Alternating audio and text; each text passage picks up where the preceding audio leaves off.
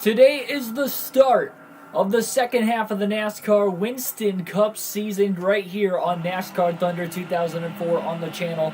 Race number 19 of 36 at New Hampshire Motor Speedway for the New England 300 here tonight. We'll take you through today's starting lineup, key points as always coming in.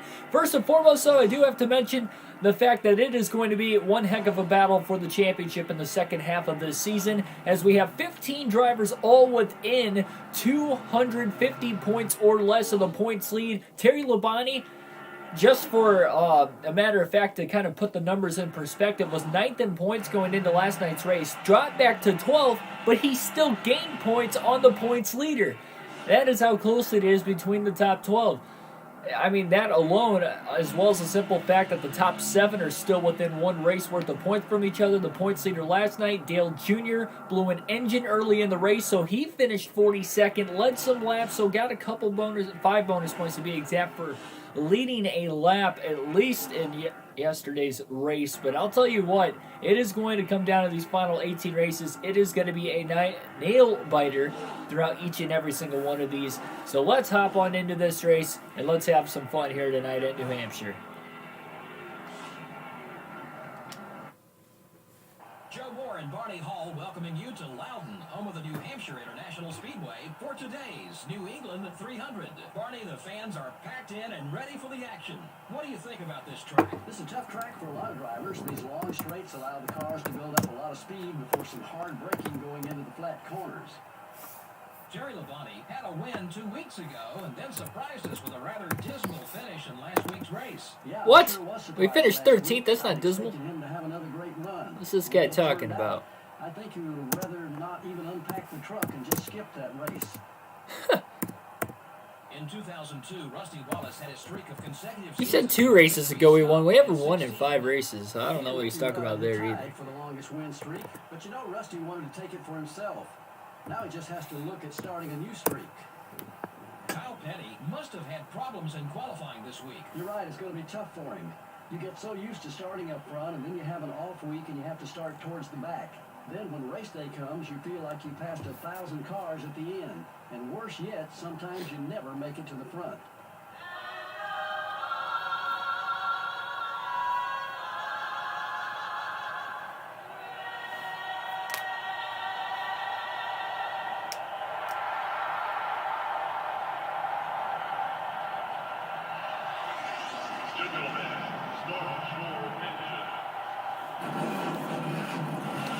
Jonathan Rogers, Black Ace, welcome to the stream. No problem. Do what you need to as a father, Ace. That's what matters most. We'll take it through today's starting lineup. And boy, it's going to be another fun one for the New England 300.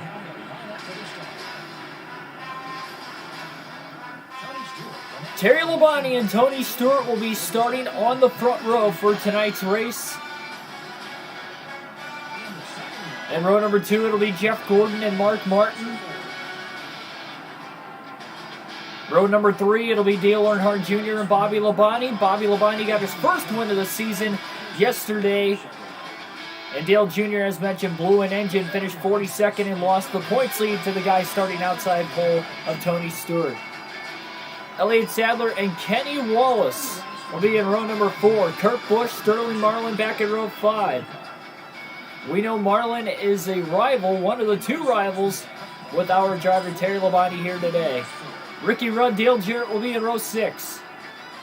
In row number 7, it'll be Robbie Gordon and Matt Kenseth. Kenseth also got a top 10. He was one of the 9 drivers that were able to make yesterday's race on just 3 pit stops. The rest had to pit that 4th and final time late in the race. Rusty Walsh and Jeremy Mayfield will be in row number 8. In row number 9, it'll be Ryan Newman and Ward Burton. Ward Burton had a good fuel mileage race yesterday at Chicagoland as he was able to finish 4th. Rookie Greg Biffle will start inside of row 10, and Kevin Harvick will be in row 20. Outside row 10, starting 20th. Mike Skinner and Michael Waltrip will be back in row number 11. It's been since the second race of the year where Michael Waltrip got his first and only win this season. Jeff Burton and Bill Elliott will be in row number 12. Jamie McMurray, Joe Nemechek will be in row 13.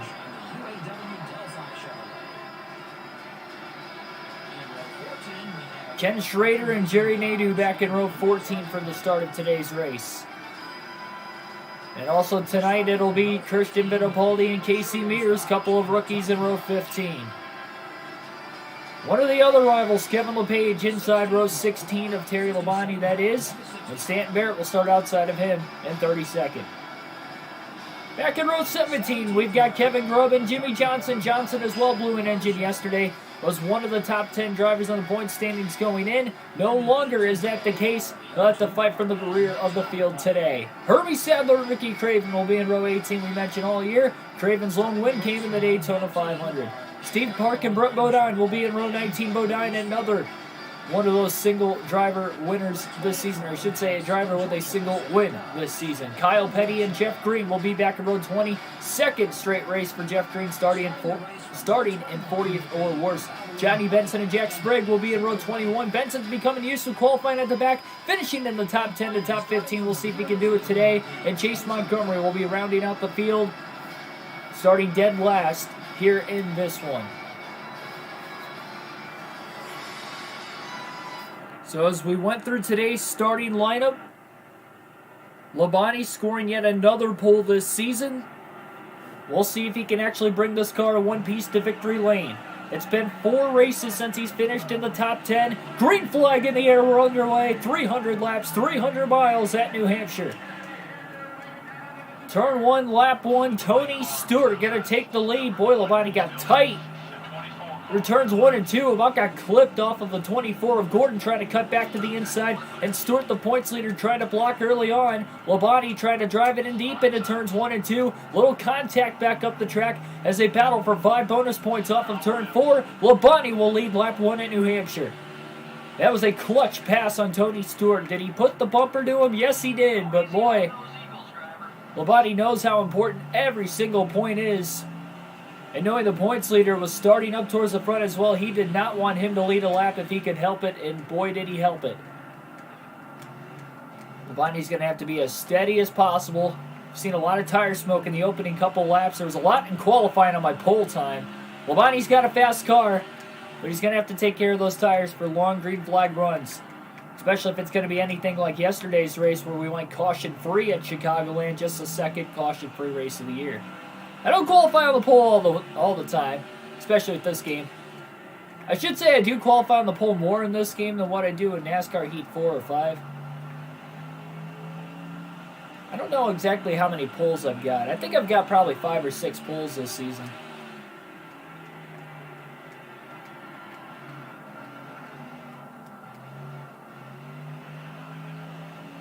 Stat correction there, by the way. It's been 5 races since Labonte has scored a top 10. That was his last win as well. 2 DNFs and 2 13th place finishes in that stretch. Back-to-back top 13s coming into today's race, both at Daytona and then, as mentioned yesterday, at Chicagoland. Bobby Labonte, yesterday's winner at Chicagoland, has driven his way up to second early on.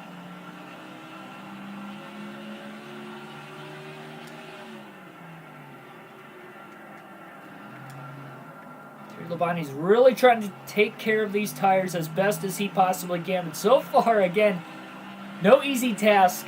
This is probably one of the tougher racetracks to drive in this game. The flatter tracks typically are, but it's so hard not to let the tires just skid into the corners on this game here at New Hampshire.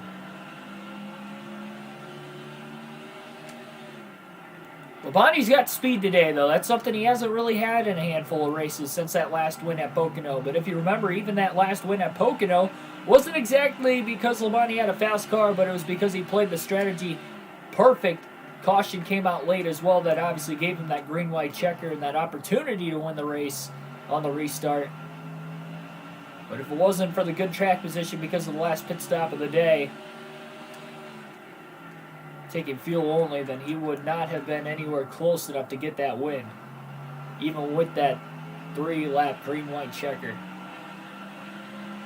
Bobby Labonte and Kurt Busch have slowly been closing in on Terry Labonte, and Bobby might be looking for the lead here before long. Car downshifts in the center of turns 1 and 2. Again, I'm running automatic. I've been running automatic every single time in this game. Mainly because of the controller. I'm already doing a lot as it is with the analog stick, especially the new one.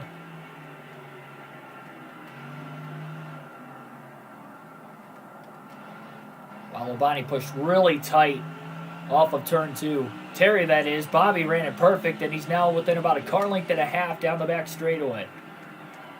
Terry's going to try to protect the bottom as much as he can. Try to make these guys pass him around the outside.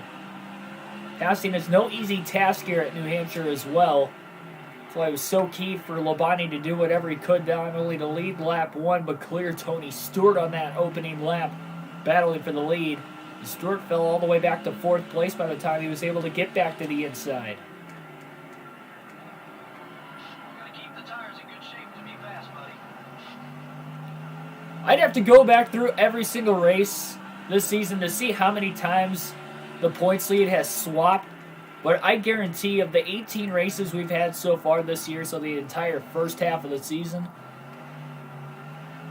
the lead has had to have changed over 10 times in the points lead, because Kensington Jr. were going back and forth for a while there. There was like 5 or 6 races consecutively they were trading the points lead back and forth, and now Dale Jr. blew an engine. Tony Stewart's got the points lead. I think Stewart led in the points earlier this year at one point as well. Ricky Craven won the 500, so you know he led after the first race of the year. I don't think he's led the points since. It's been an insane season so far. Wildly chaotic. Pixelated, welcome to the stream, playing on PS2. Go easy on those Eagles, driver. No, it's a PS2 controller. I just had to buy a new one because before the Richmond race a few weeks ago, the analog stick was wanting to stick to the right on me, so it would just turn right at random moments. Luckily, it was in practice and it wasn't during an actual live stream. It's practice before the stream, so I had to, at the last second, kind of delay the stream, and we ended up running Heat 5 that night. Bonnie's led. Oh, every lap early on, that car just kept turning to the inside, and he clipped the wall. And that was mainly a product of the analog stick. That car turned completely before it even got into the corner. And it wasn't even close, as Kurt Busch will take his first lead of the night. Kurt Busch out in front at New Hampshire. Oh, the smoke. Bonnie caused getting into turn 1. Good run off of turn 2 by Terry Labonte. Ethan, welcome to the stream. I think IndyCar will put on an awesome race at New Hampshire. I know the Modifieds put on a good race here, so open wheel racing does work at this track. Obviously, Modified Series versus what IndyCar is completely different, but still open wheel.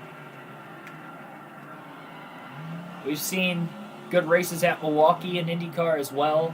Gateway, so some of those flatter, somewhat shorter racetracks, shorter than a mile and a half at least in length, they put on some good races.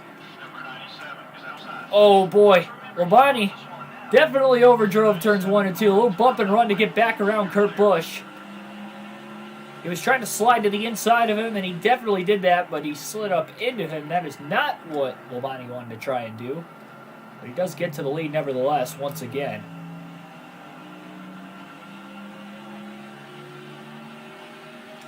I don't think IndyCar would work at Darlington.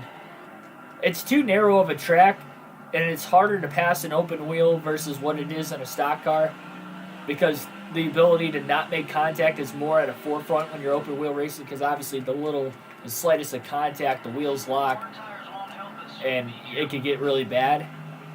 They would never race at Darlington. With how narrow that track is, it would be one groove it's basically one groove for NASCAR. The reason why it works there is because it's so hard to keep that one groove. IndyCar, it'd be way too dangerous.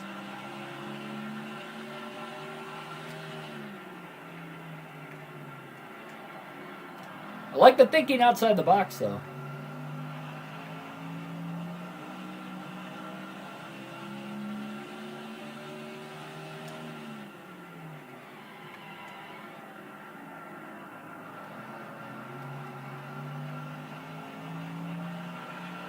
So Labonte's led all but about those 2 or 3 laps that Kurt Busch was able to lead, and he's quickly out to about a 2-second lead. We know Labonte's going to want to get payback. And a guy named Terry Labonte's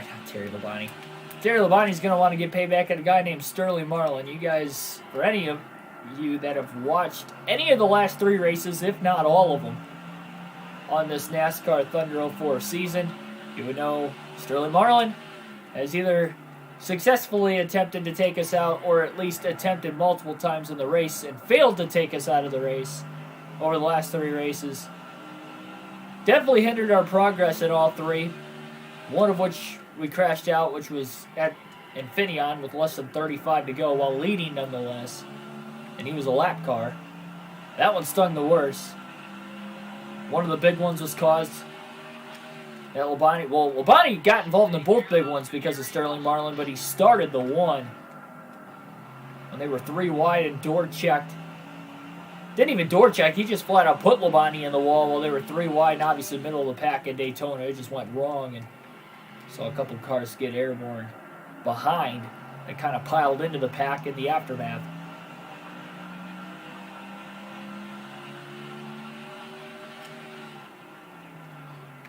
Kurt Busch has just fallen back to 5th out of nowhere,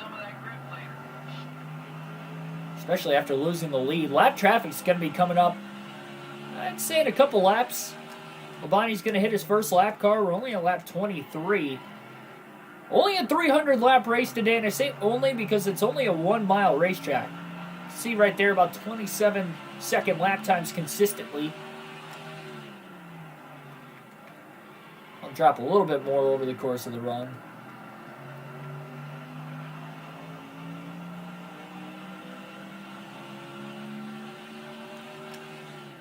Kevin LePage, another driver that Terry Labonte's going to want to get around as soon as he can as well. Saw LePage try to take him out a couple times at the end of the Chicagoland race as well. Not sure why he's upset to begin with.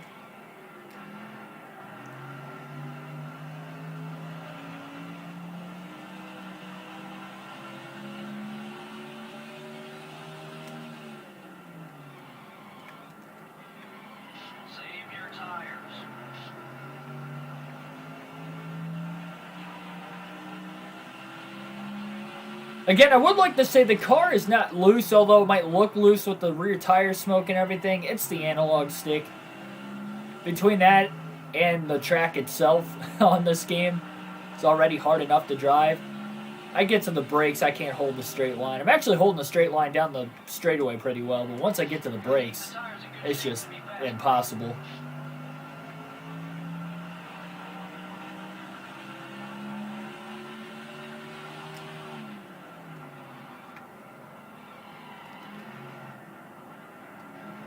Kevin Grubb will be the first driver to go a lap down very shortly.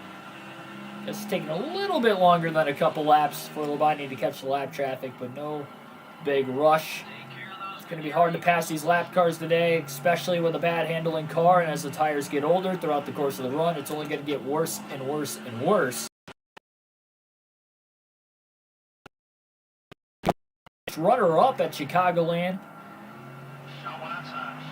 I already mentioned it was a fuel mileage race. The top 9 were able to actually make it to the end on just 3 stops in what was a caution-free race. So in 400 miles on a mile and a half, not only the race pace was over 175 miles an hour on average speed collectively with the whole pack,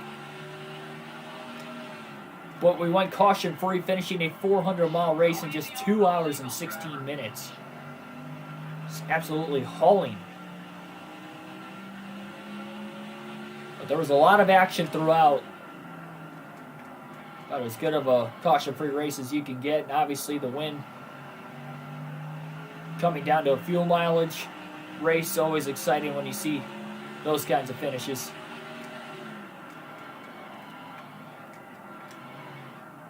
Well, there's Kevin LePage.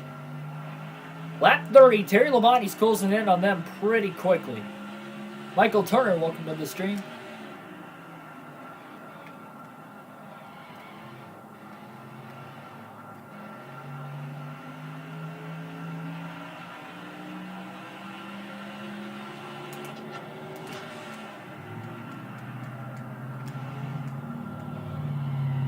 Page is at minus 60.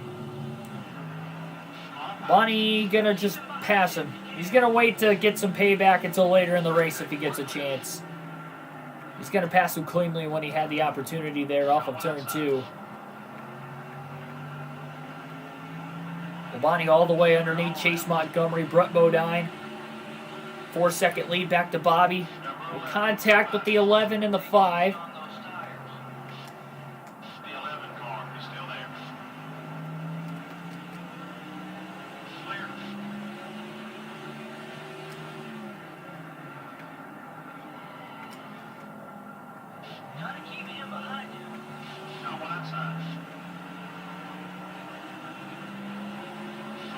Not sure exactly how far these guys are going to be able to go on fuel today if we get long green flag runs. We'll have to wait and see. Because that's going to really determine on whether or not this is going to be a 2 or 3 pit stop race. If these guys can go 100 laps, which I'd be surprised. So the last mile racetrack was at Dover, and they were only able to go anywhere between 65 to 75 laps on fuel. So I'd highly doubt that they're going to be able to actually make it anywhere near 100 laps. So you're probably looking at a 3 pit stop race as long as these guys can make it in 75 lap increments. A little contact between Terry Labonte and Kenny Wallace off the exit of turn 2. And with these shorter, flatter racetracks in this game, definitely going to have to take care of the race car itself.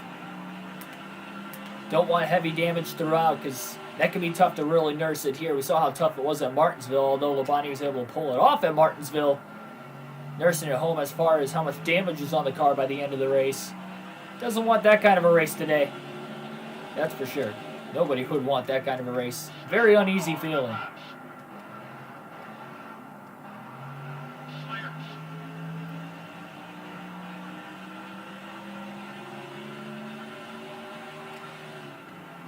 Jeff Gordon 3rd. Ricky Rudd has fallen back to 5th, and Tony Stewart back up to the 4th position. Boy, if Stewart goes the whole race without leading a single lap, that battle on lap 1 is going to prove pretty mightily as far as the standings go, with Labonte not letting the points leader lead when he had an opportunity to. That's why every lap matters. Especially when bonus points are awarded for laps led. Leading a lap and then leading the most, 5 bonus points for each.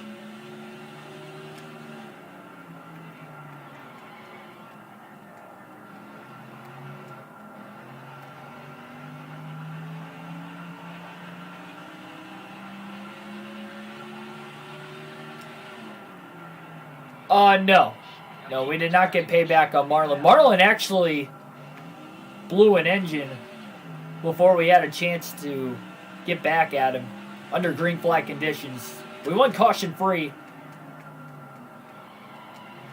Did not get payback.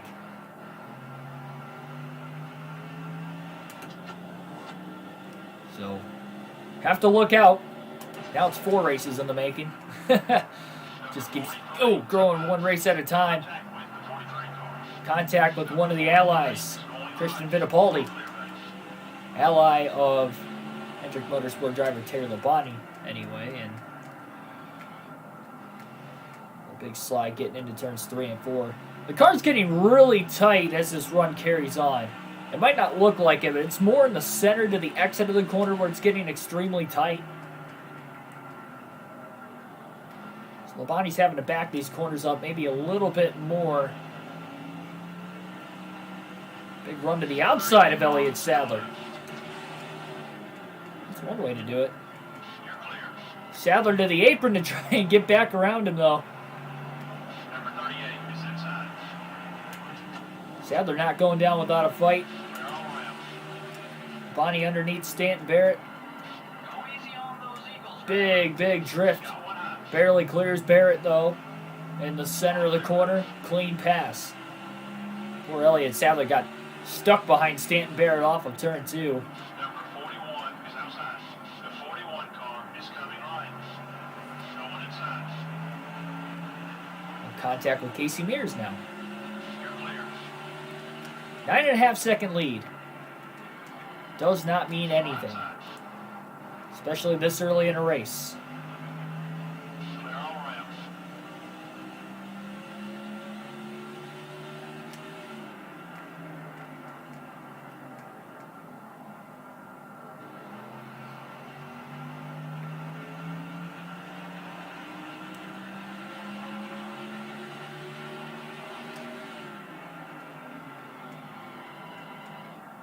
Ricky Rudd just keeps fluctuating from 3rd through 5th, and it's with the same drivers of Gordon and Stewart.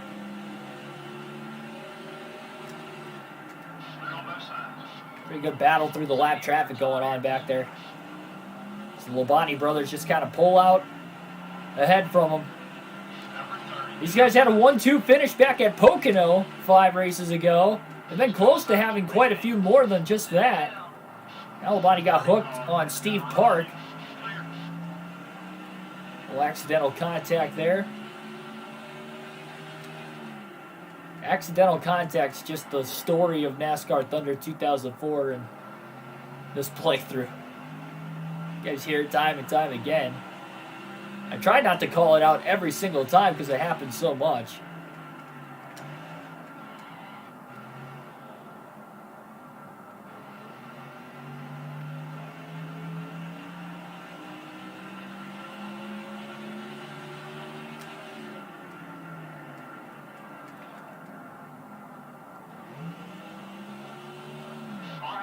Terry Labonte can actually put a pretty good run together tonight and dominate this race, knowing we go back to New Hampshire at the end of the season as well.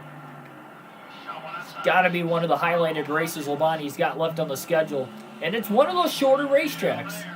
Number 32 is right behind you. Every track we've had You're clear. at a mile or less, Terry Labonte has won. Dover, Richmond, Martinsville, Bristol. He won all 4 of them. This is another mile racetrack. You look at the tracks just over a mile in length, like Darlington and North Carolina Speedway at Rockingham. And that wouldn't be the case. He did not win those races. But 1 mile and less, that has been the bread and butter for Terry Labonte this season. Those mile and a halves, that's pretty much been his arch nemesis. Mile and a halves and just Daytona in general has been arch nemesis. But no more races at Daytona this year, so that should probably help Terry Labonte.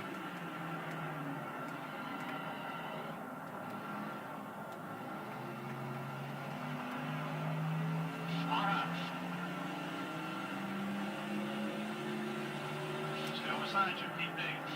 Number 25 is passing high. That right front tire is definitely wearing out already at this point in the run.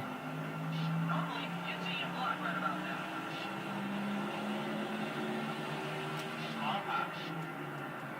Tony Stewart back to 2nd place. Still there. So that battle from 3rd through 5th is now more like 2nd through 5th. Kevin Harvick was just peeking into the top 5, at least that last lap as well. So that's probably more than even just the top 5 that are battling as hard as they are.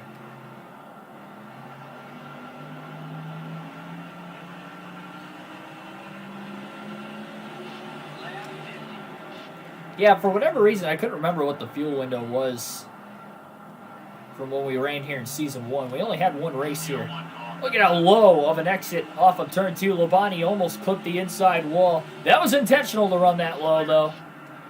And it worked. Oh, car in the wall. Multiple cars in the wall. After some contact, we stayed green. Not sure how that started. Not too far ahead of the race leader. 50 laps complete already.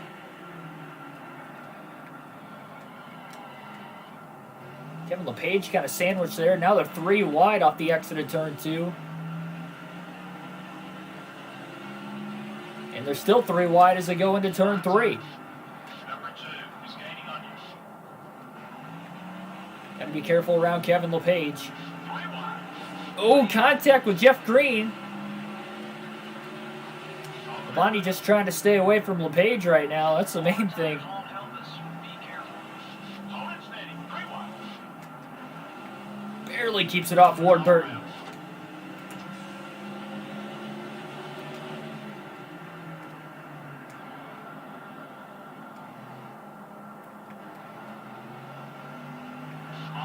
Big crossover.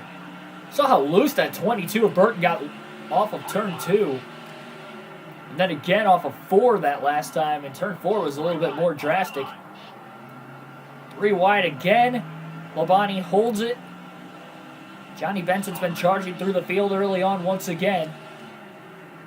It's been the story as of late through these summer month races for Johnny Benson. Qualify at the back and run towards the top 10 to top 15 by middle of the opening run. But then he just kind of stagnates there. Except for Daytona, he started last, and I think he actually got up as high as 3rd, if I remember correctly. Did not lead a lap, but boy, he was close so many different times. Big drastic maneuver by Dale Jarrett. This time Terry Labonte's really entered on the high side of the corner, but that's because he had Jamie McMurray to his inside, and he'll just cross McMurray over. Halfway on gas, lap 54, coming to lap 55. So yes, you're correct, Michael. The pit window looks like it's going to be anywhere between 100 to 110 laps. So it's a 2 pit stop race to the finish, but boy, 100 laps is a lot to ask for out of these tires, especially for Taylor Labonte, knowing that that right front was already in the yellow before lap 50. I don't even think that right front tire can make it to lap 100. Number 15 is still there. Be patient. Contact with Jimmy Johnson. Contact with Brett Bodine as well. I guess it's one of those things, if we have another caution-free night, I think 3 pit stops will actually work versus 2, just knowing how fast Terry Labonte is. So that will obviously help. Number 11 is looking left.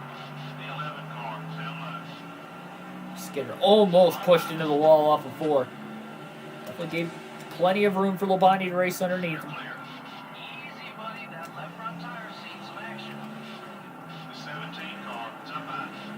3 wide underneath a couple of the Roush Fenway Fords.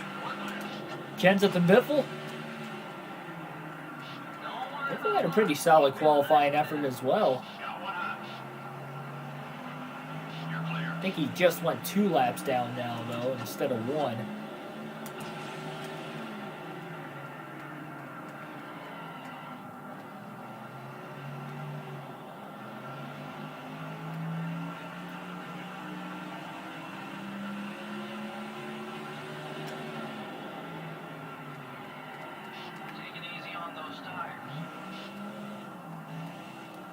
It's just surprising how much more these guys can go on fuel at this 1 mile track compared to Dover. Now, the main difference, though, with Dover being a lot higher banked, you're on the throttle a lot more than what you are at New Hampshire. These guys are slowing down to 80 miles an hour, roughly 80 to 90 miles an hour in the middle of the corner, or at least on corner entry. Here at New Hampshire versus at Dover, they're probably only backing it down to about 120, 115. And they're gassing up, and they're getting upwards of 170, 175 miles an hour at Dover. Here, you're looking at about 150, 155, 160 at the very, very most. Well, Labonte is closing in pretty immensely on Sterling Marlin.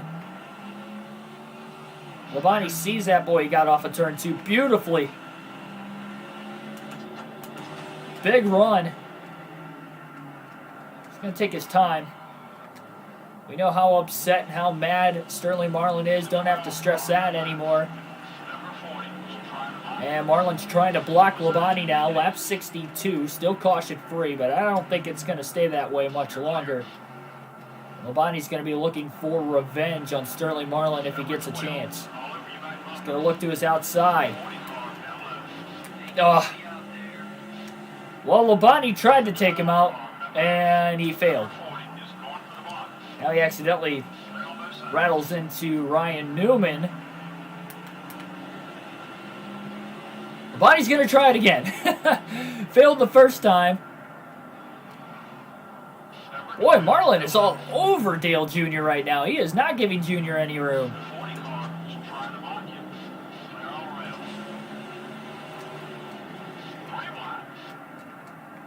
Marlin kind of brake checked Labonte that time. Labonte doesn't want to tear up the car too much. Marlin did just get by Dale Jr. These guys are battling to stay on the lead lap as well. If Labonte turns Marlin, they'll have to race back to the caution flag. And for Ryan Newman, Dale Jr.'s sake, whoa, boy, that was a big loose moment. Like Marlin was about to take a swing at Labonte, but Labonte got loose on his own, so maybe it's a good thing that Marlin didn't hit him. Number 8 is looking right. Got one outside. The 40 car. Junior lap down for the meantime. Clear.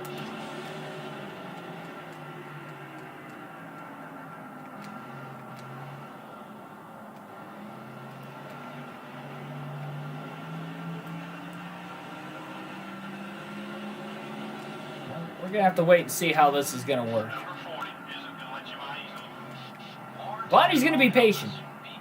Patient to try and turn him at least. If that makes any sense. Not going to rush it, but if he gets that opportunity to get to his outside just enough and clip that right rear, he'll do it. Car is trying to block you.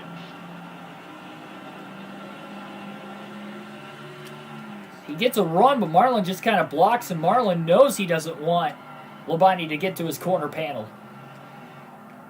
Number 40 is up high. All clear, buddy. The 40 car is I think down the back straightaway is going to be a little easier. It's a little bit wider. Inside wall isn't all the way up the racetrack like it is at the pit wall. okay. Number 40 up high. You're clear. Bonnie just kind of made that initial contact with the left rear, and then he just got hooked on him. He couldn't get off of him. The 40 car is getting in your way.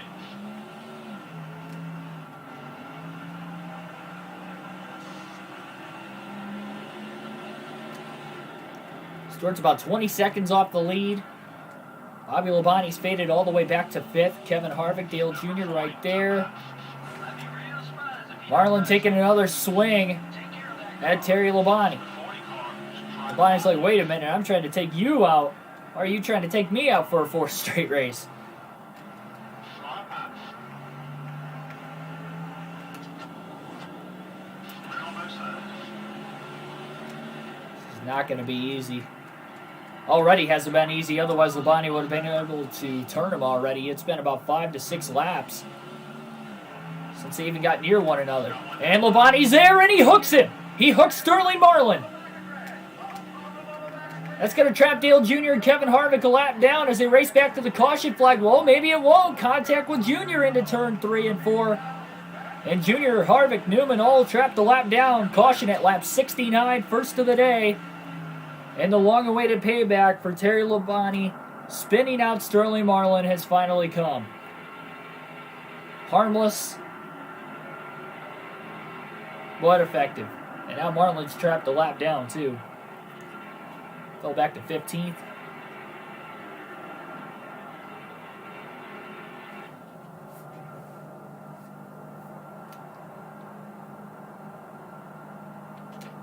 Bonnie's going to pit. I'm not sure if anybody else will.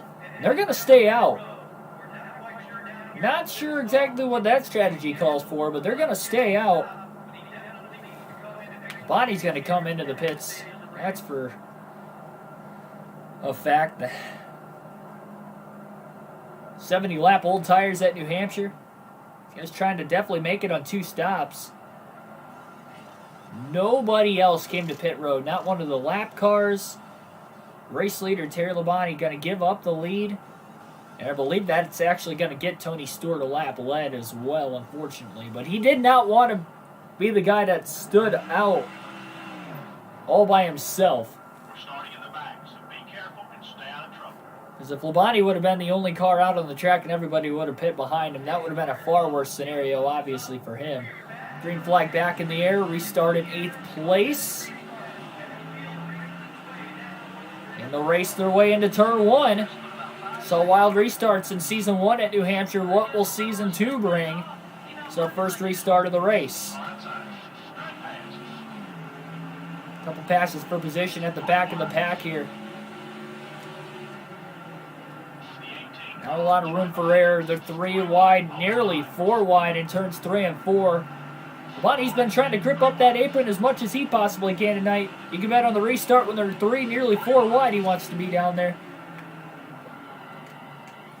Oh, little contact. Joe Nemechek.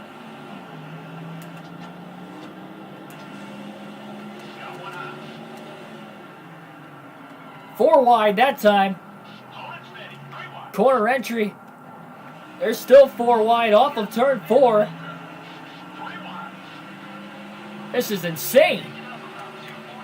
It's like pack racing on the restarts.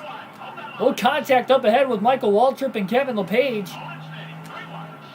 Ooh, Labonte into the back of Elliott. Contact now with Montgomery. Keeps it straight as they race their way into turn 3. Huge premium with those fresh tires for Labonte. He has just charged through this field. Junior leading laps, his first laps led of the day.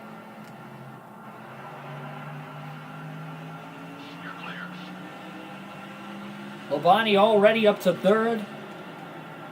Still a couple more lap cars to the inside of Harvick for 2nd. He's got the spot.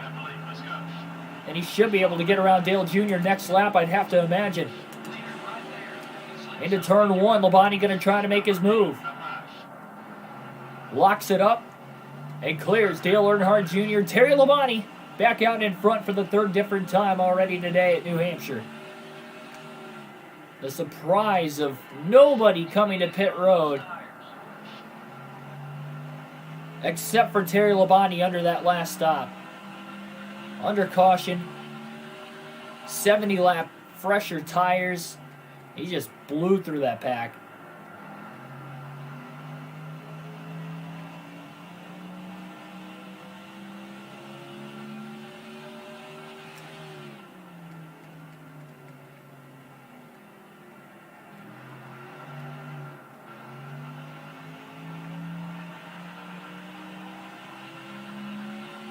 What do they call a 4-part story?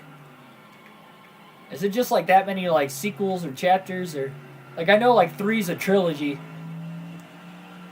Is this taking 4 races for Labonte to get his payback on Sterling Marlin? Save your tires. It's a harmless spin, so nobody else was involved, even though there were other drivers in the area when the caution had flown. They all missed him. Down into the grass, down the back straightaway went Marlin.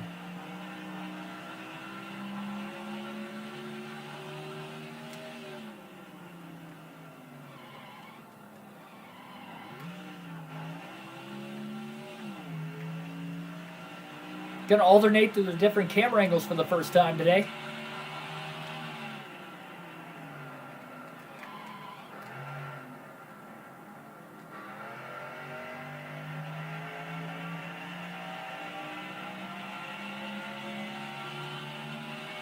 One of the shorter races of the season as far as mileage is concerned. In fact, it's the very shortest race as far as mileage goes. And especially in the early 2000s when there was a lot of longer races.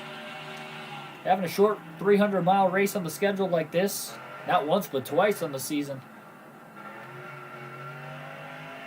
definitely shakes things up. Something else you kind of got to put into fruition, though, it is still a very tough racetrack, despite the shorter length.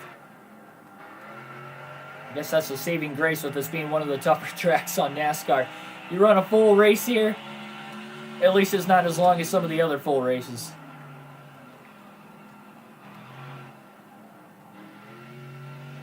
First time since just the second race of the season that Terry Labonte has ran this paint scheme.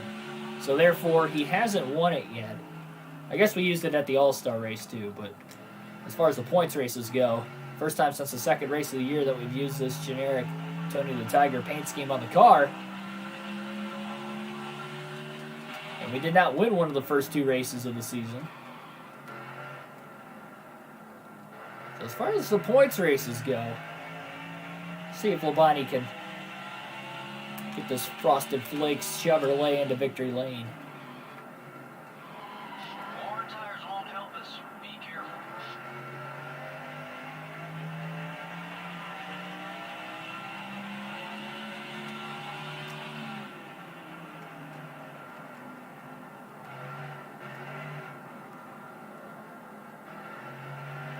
That field's still not very spaced apart.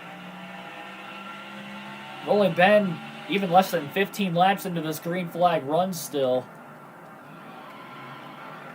It was a long slide getting into turns 1 and 2.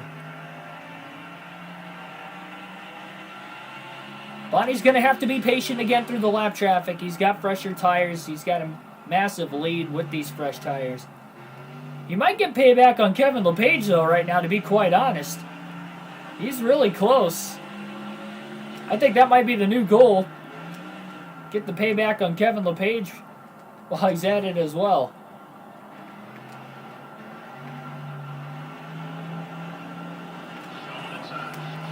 Oh, that didn't work.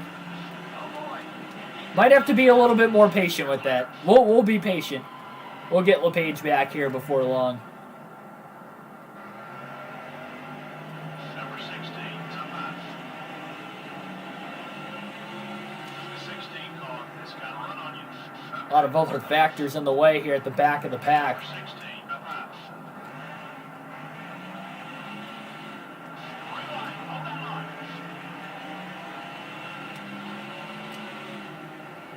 Clear on both sides. The 16 car, top half. Oh, LePage! He got to cut Labonte off. Off of turn 2, Labonte had a head of steam. Got a loose. Labonte got right in the center of the corner. He's alongside Kevin LePage right now. Actually, he's already cleared Kevin.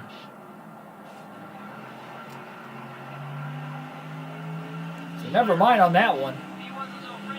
Didn't even realize that LePage was already cleared. So Labonte's just going to go on his merry way, I guess. Passing high. All clear back.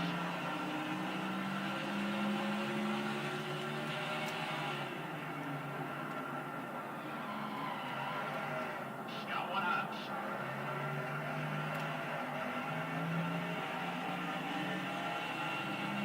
You're clear. Got one outside.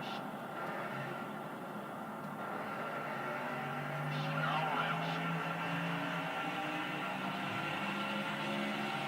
Yeah, I should have been a little bit more specific with that one. It's the shortest. Well, I guess it still isn't the shortest in mileage. It's one of the shortest races. I should have just left it at that. Oh, Craven pulled up in front of Joe Nemechek, Robbie Gordon. Meanwhile, desperately trying to block off Terry Labonte. Nothing damage. Keep digging, buddy. Okay, we're clear. Number 25 is coming high. 3 wide. Craven almost tried to pull a block there on Terry Labonte again. 3 wide. Hold that line. Contact with Robbie Gordon.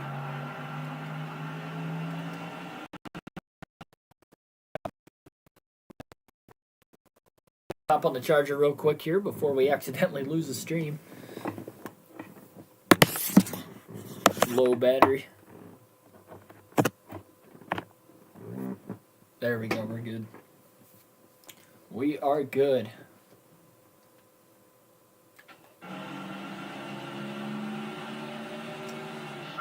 we're clear. Take it easy on those tires. Number 19, top half. Drifted all the way up the track. Some of it was because I Clear all around. paused it in the middle of the lap. Don't usually pause it too much. Obviously had to there. Number 24. Bonnie did a great job. Didn't hit Gordon. He had every opportunity to, the way that car was sliding on corner entry. Well, there's Sterling Marlin again. Labonte's going to try to pass him cleanly. He's got fresher tires. He should be able to do it. Number 40 is trying to block you. Car half. Bonnie trying to time it out. Perfect.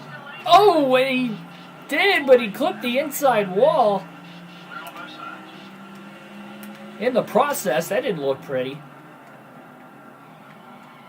40 car. Marlin runs all the way up. Number 40 is right behind. Labonte clears him in the center of the corner and gets away from Marlin.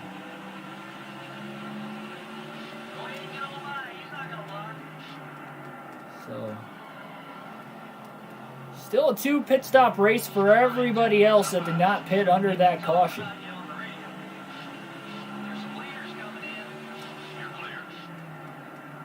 Somebody's blowing an engine on the inside of the racetrack in turns 3 and 4. And it was Jamie McMurray, I believe. So I believe Jamie McMurray has just blown an engine.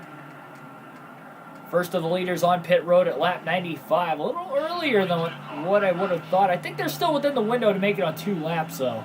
They're just not dissecting it into a 100-lap sets completely. Probably short pitting here, and then they'll pit probably 105, 110 laps into the next one.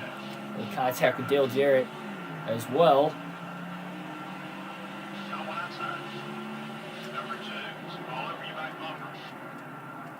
Boy, Labonte's going to have a huge lead on the field when everything cycles through. But he'll have to pit before everybody else this next time if we stay green long enough as well. But now Labonte can really kind of pick when he wants to pit. He doesn't have to stay out all the way to the end of the run if he doesn't want to. He can honestly make it on fuel if he just makes 2 60-lap runs to the finish. Or, sorry, 2 60-lap runs in between his next 2 pit stops. It would end up being 3 60-lap runs. Get him to 180. And he'd be pretty close from that alone if he was looking to dissect it evenly.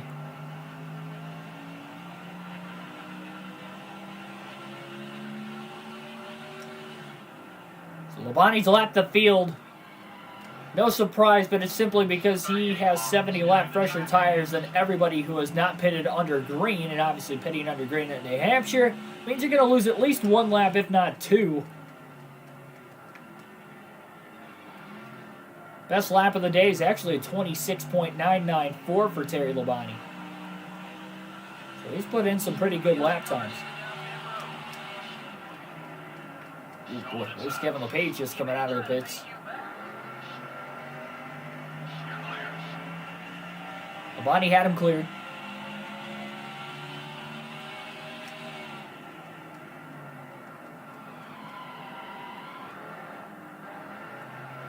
But now LePage has fresher tires. We'll see if he can run him back down. I'd have to say probably not. Definitely going to have to keep an eye out on these cars coming out of the pits. Kenny Schrader's underneath them now.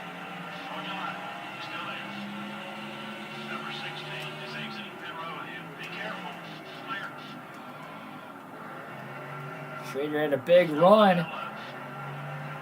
Bonnie did not get into the corner very well. Schrader gets right back around him. So Kenny Schrader, that last lap alone, really holding up Terry Labonte. Kevin LePage starting to get a lot closer to Terry.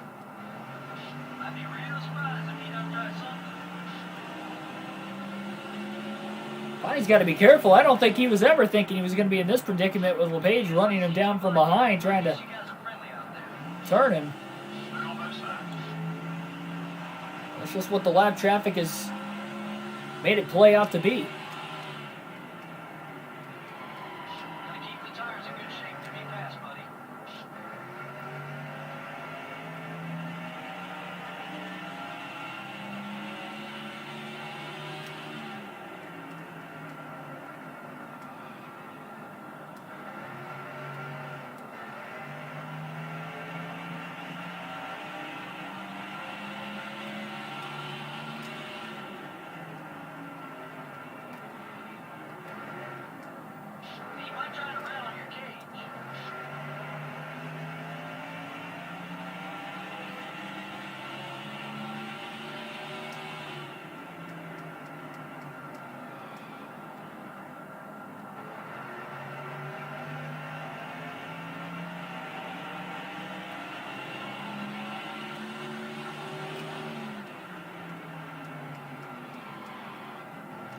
Kevin Harvick cycles off of pit road to second place. He was, I believe, the very first driver to hit the pits, under green at least, of the leaders. So short pitting by even just a couple laps was enough to move him from about 4th or 5th up to 2nd after the conclusion of the green flag pit stop. Still have lap cars hitting pit road that were at least multiple laps down, though. Ooh, Brett Bodine slid into the 60 of Barrett. Bodine went really wide on corner exit as well.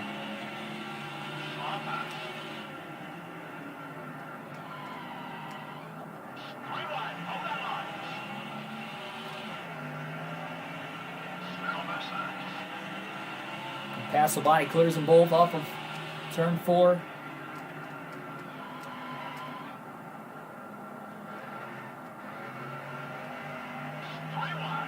Just kind of wondering how much time the rest of the field is actually gaining on Terry Labonte as well. Labonte pulled out to about a 1-lap lead on the field. But they're definitely getting some of that time back. XY Games, welcome to the stream.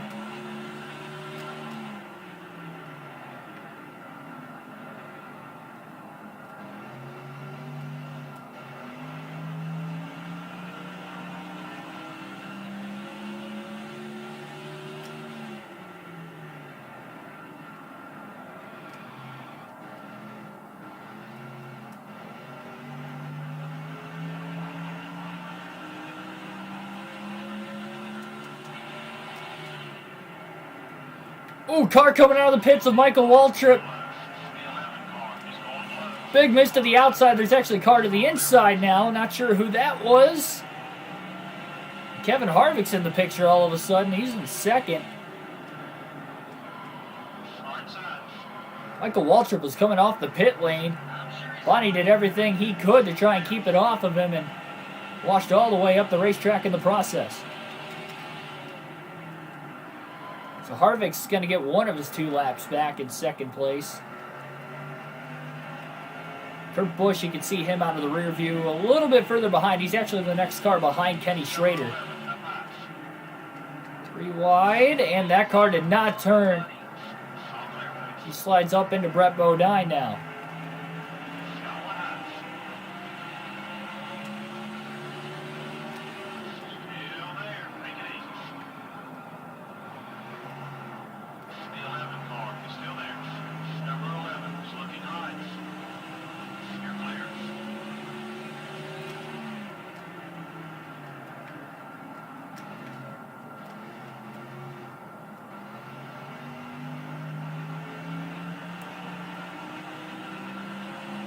Tomorrow night we go back to Pocono Raceway for the second time this season. And another 500-mile race on the year. The last 500-mile race was actually when we were at Pocono the first time this season. Just 6 races ago. Had a thriller, though, at the Tricky Triangle last time. Will we have much of the same again tomorrow? Have to wait and see. Start time will be at 6 p.m. Eastern Standard Time. Hopefully you guys can tune in.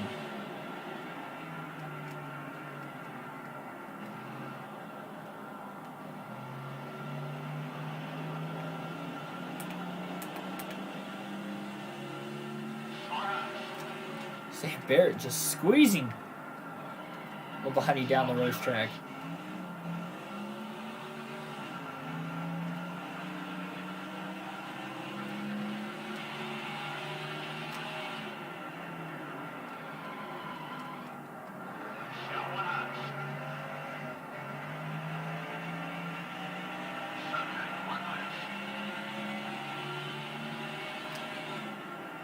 Seven people watching right now. Only 4 people have hit the like button. Make sure you do that if you haven't already. And subscribe for more daily NASCAR content. Again, we do these full race live streams with a realistic broadcast every day. The jump start of my young broadcasting career. More related NASCAR content also on the horizon, especially once we get into NASCAR season, which is only a couple weeks away. The Daytona 500 on Sunday, February 14th. Valentine's Day.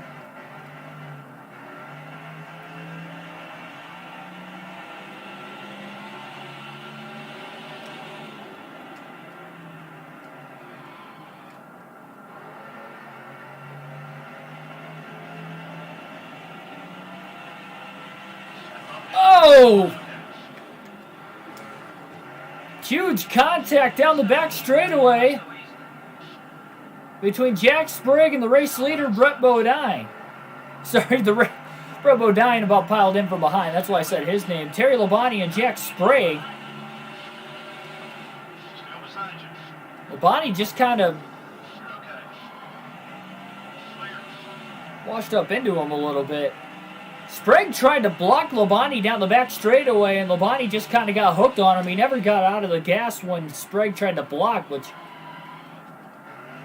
you know, that's kind of a driver's discretion on whether or not they want to get out of the gas when a block's being pulled. He didn't get out of the gas there, and he just got hooked on him.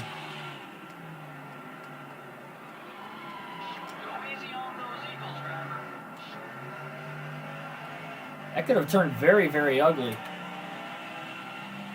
Doesn't seem like there's heavy damage. I don't know how Sprague didn't even spin out either.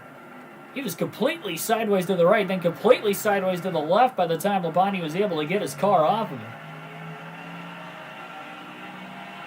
That would have trapped the majority of the field a lap down or more.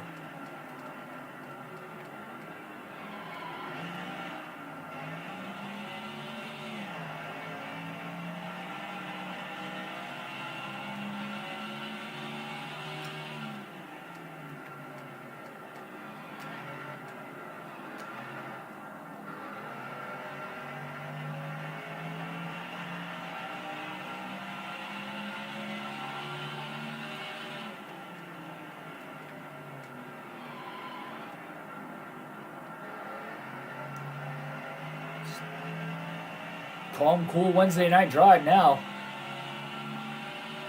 Well, Labonte got away from traffic immediately once he finally did get around Sprague. It's weird that he would throw a block on the outside nonetheless. Like, no reason for him to block there anyway, as far back into the field as he is, but I mean, you would think you would want somebody to try and pass you on the outside and you block the bottom, unless you're battling for the lead, especially if it's late in the race. It's a very head-scratching moment, that's for sure.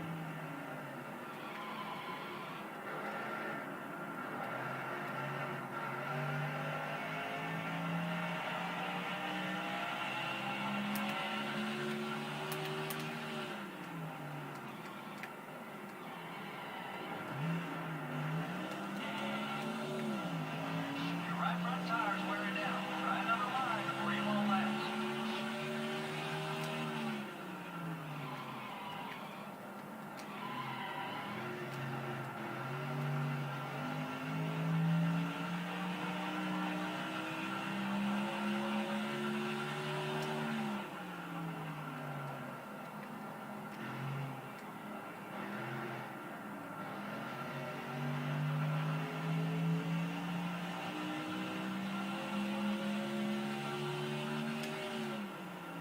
Here's the Goodyear blimp passing on by. Tire's in good shape to be That's fast. from turn 3. Goes to show we don't have a lot else to really point out right now. Oh, man, that was a hard hit. Maybe a little more focus has to go in for Terry Labonte as he just got way too tight off of turn 4. Now that right front is getting pretty damaged. He's got to be careful. We still got a little bit of a ways to go yet. We're not even halfway done. It's really Labonte's discretion all for himself on when he wants to pit. Knowing there's damage on the right front now, that might make his decision to be sooner rather than later. That's the first major mistake Labonte's made on his own all day today. I think we can say that.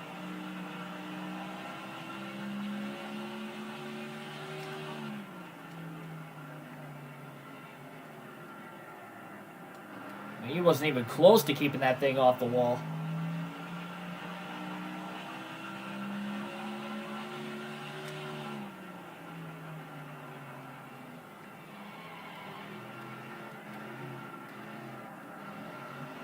Fuel is at half. He's halfway on fuel for this run as well, so you can probably go about another 55 laps.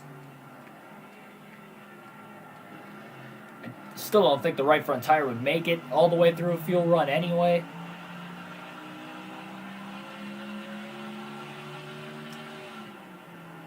And again, it is a 2 pit stop race to the finish for Labonte and 1 more for everybody else. So that's why Labonte's got a big lead. Also, he's got the big lead because he pitted under caution. We've only had 1 caution today, so therefore everybody else had to pit under green. So nobody followed Labonte, who was in the lead at the time when we had the first yellow, down to pit road. Up to 8 people watching now. Thanks for everybody tuning in here tonight. The New England 300 at the New Hampshire Motor Speedway. Again, we go to Pocono tomorrow night on NASCAR Thunder 04. Don't say, it's boring old Pocono, because we had an epic race there about a week and a half ago on NASCAR Thunder 04. Race of the week caliber. And it all came down to that green-white checker at the end as well, but it was more than just the finish that shaped everything up. Very fun and entertaining race throughout.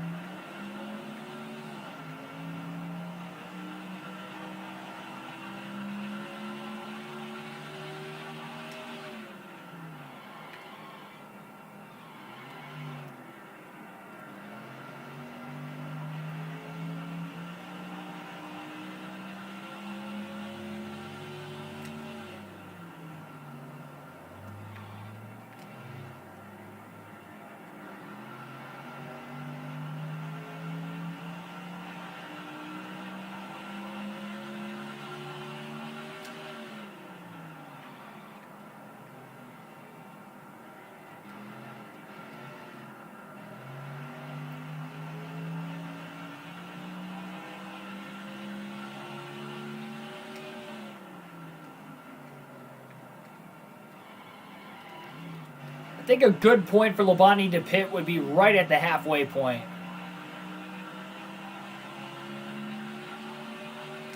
I mean, ideally, if he can turn and get his payback on Kevin LePage, that would trap a lot of these guys at least 1 lap down. Now, if they stayed out of the pits, they could take the wave around, because Labonte would likely pit anyway under the caution. But anybody that's 2 laps down, they would have to take the wave around. They'd still be 1 lap down on the restart.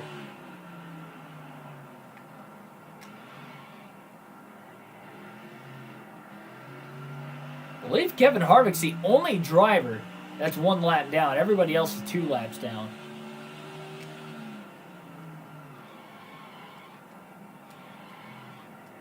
The least amount of traffic that Labonte's had to deal with the lead, since he was leading earlier in the race when he first started pulling away about 20 laps in. He had about those 10 laps in between pulling away from Kurt Busch, who at the time was in 2nd place, and getting to the back of the lap traffic for the first time.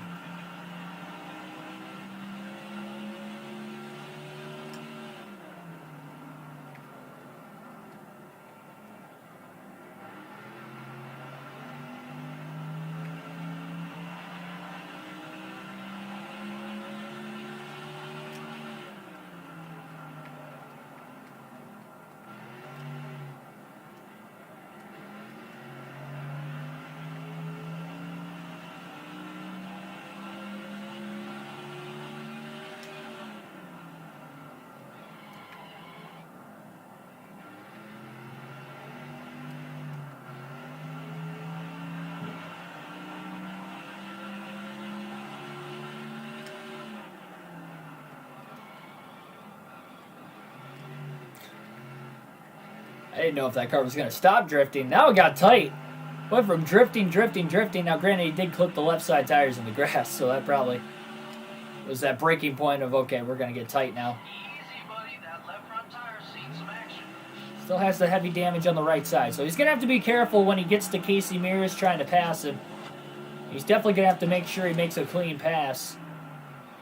Not going to try anything too out of desperation. Oh my goodness. Right when we said something, we just about saw the inevitable. that would have been an awkward hit to that right front that's already pretty well damaged. And Labonte was luckily able to get to the brakes and just in the nick of time to keep it off the left rear of Casey Mears.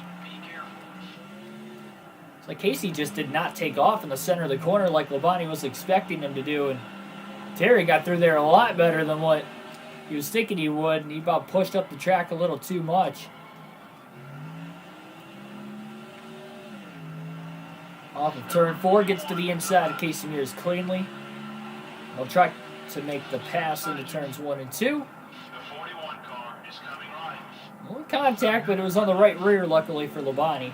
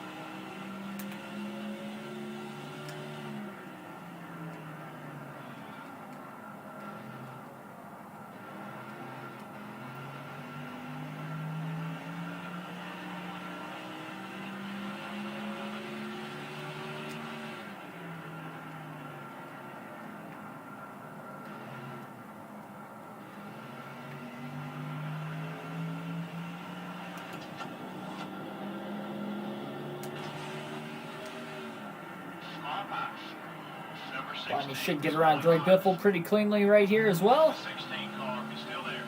Drove it in deep and beats him back to the gas easily off of turn 4. Mike Skinner will be the next lap car for Terry Labonte to try and pass. Then there's another bigger gap before the next lap car. Skinner's been giving Terry Labonte plenty of room today. I think of any lap car, Mike Skinner's probably paid the most respect to our race leader currently here in this one, and Labonte's very appreciative of Skinner giving him that room. Almost halfway home. I'll tell you what, if we catch Sterling Marlin again, though, or maybe even Kevin LePage instead of just turning LePage, I think that would be a good time for Terry Labonte to come to the pit road and repair the damage on the right front. It's a 2-pit stop race to the end. It's just really, when does Terry Labonte make this next stop? And that'll probably just make the final run, splitting it in half.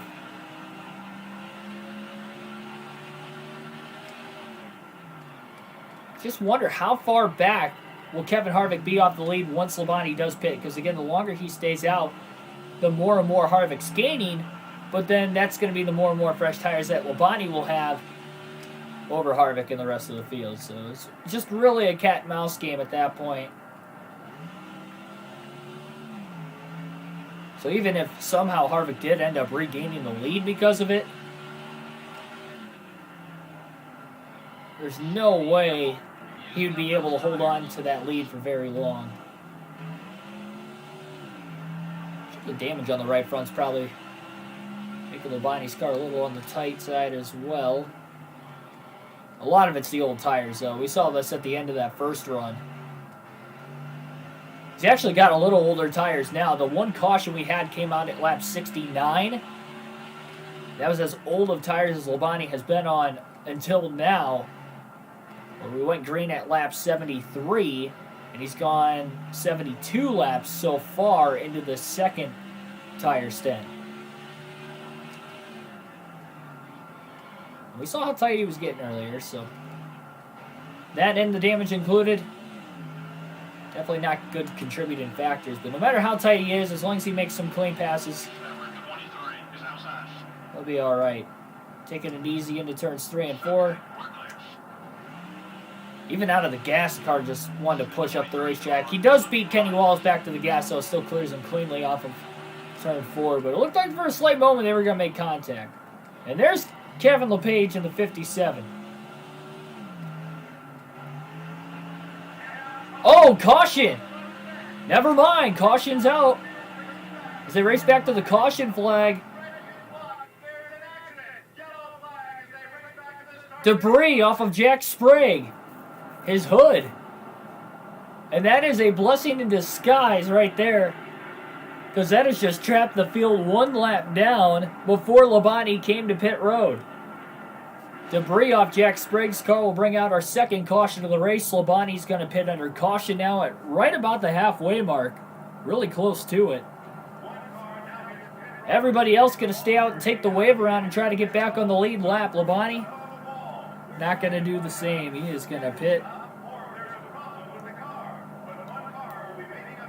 And it's a one-stop race to the finish now for Labonte, and he shouldn't have to go more than 75 laps on tires the rest of the way. He can repair that right front. Crew can take as much time as they need.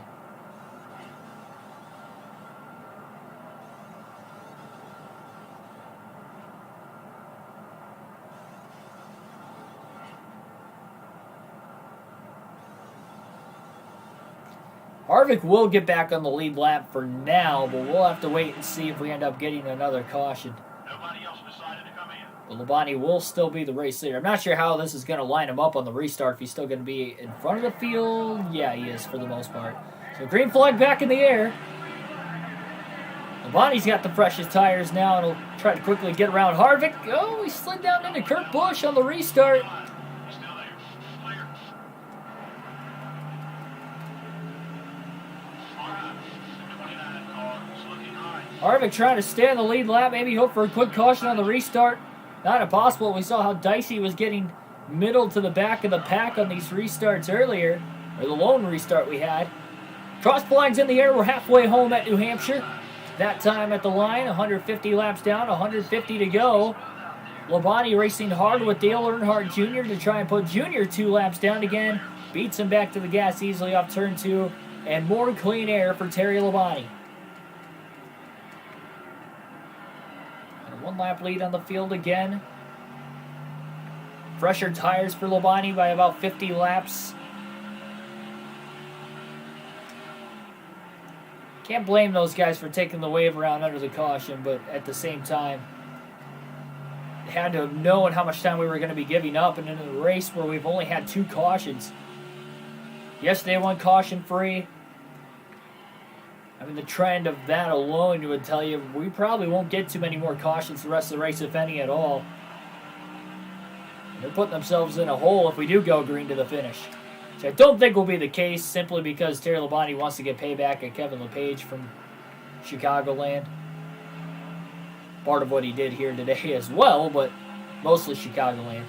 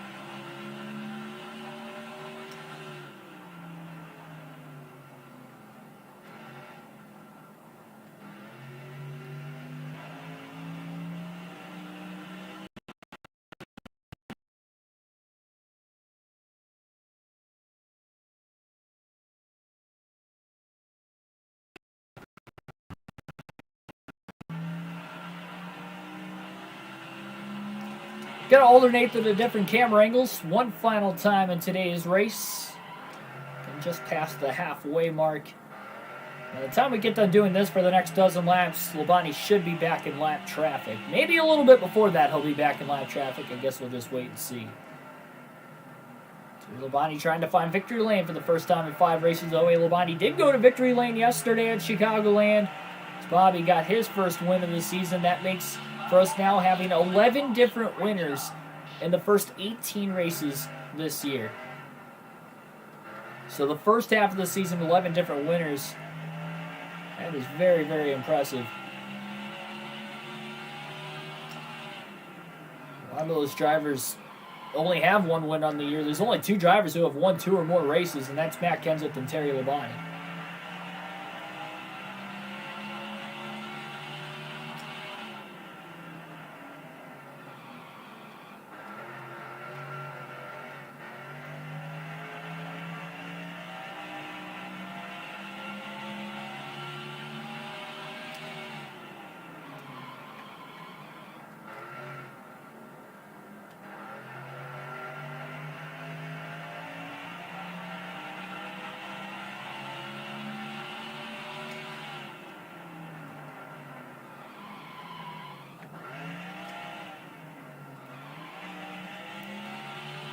might have been the longest slide Labonte's had all day.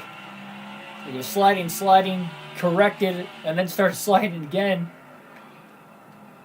in the middle to the corner. It was like a very small pause, like right in the center.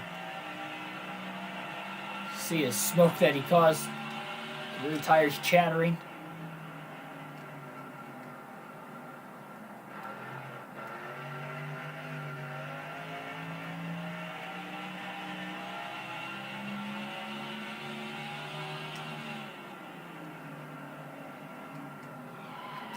Save your tires.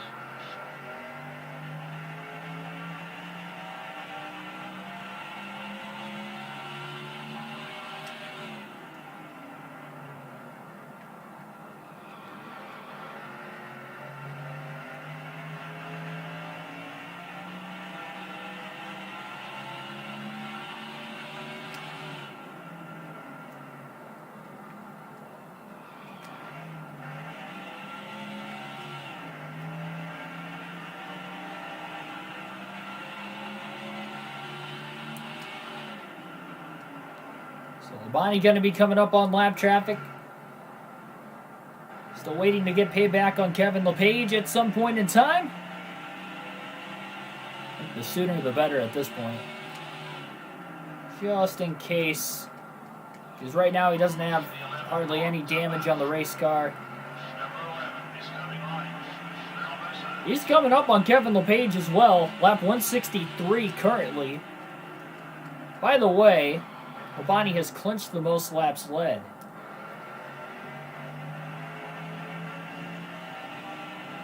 He gets to the inside of Greg Biffle. Huge pack of lap traffic. So they roll into turns 3 and 4. LePage making a bunch of moves on the inside. He's going to block Terry Labonte now.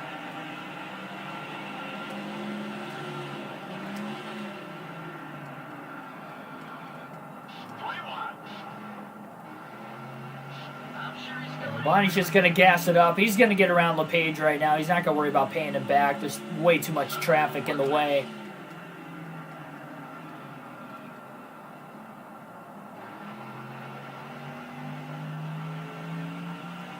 Still one more pit stop to go through yet today as well. Ideally, he'd want to take him out before that pit stop. Would probably be the plan. Kenny Wallace. He was going, and then just decided not to go in the center of the corner right in front of the leader. Bonnie made a little contact with the back of him. Not sure what that was all about.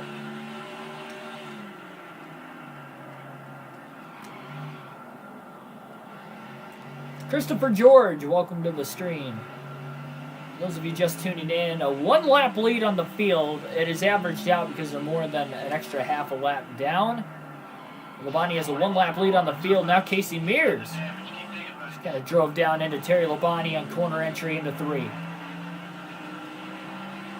Labonte was already there. He just repaired that right front under that last caution. Take it easy on those tires. He's going to have to be careful around Jack Sprague. Oh, little contact off of turn 4. Sprague and somebody else. I think it's Elliott Sadler. Oh, Sadler pays him back. Sprague hit him off of turn 2, and Sadler just came right back up into him again off of turn 3. Not sure how upset Sprague is. He might try to take a swing at Labonte. Labonte's just going to try to get around those guys as quickly as he could, and he did. Took him 3 wide into turn 1.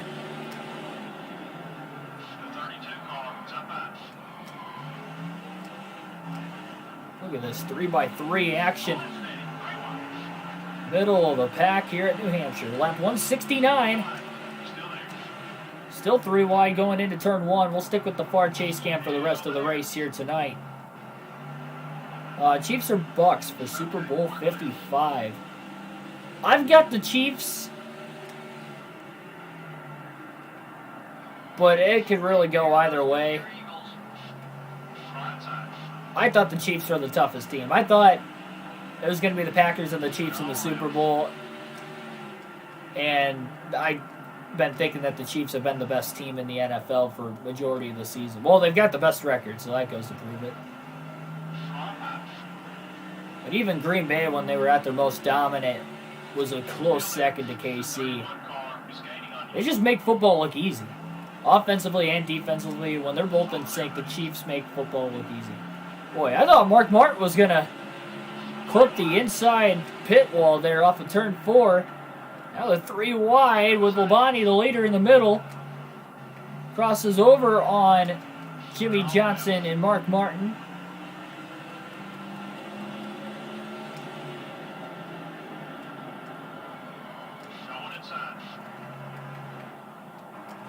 Oh, contact, not a lot of room. Oh, man. Bonnie made that initial contact with Johnson, and then he couldn't get off of him. Martin's on the outside.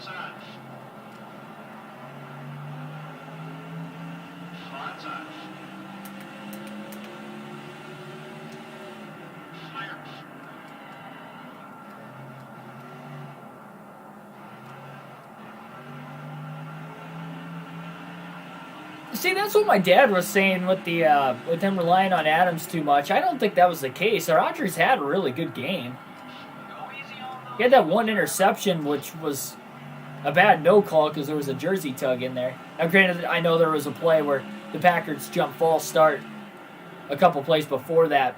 I don't think a turnover going for a touchdown the other way a couple plays after the turnover really makes up for the false start penalty that they had for a 5-yard gain.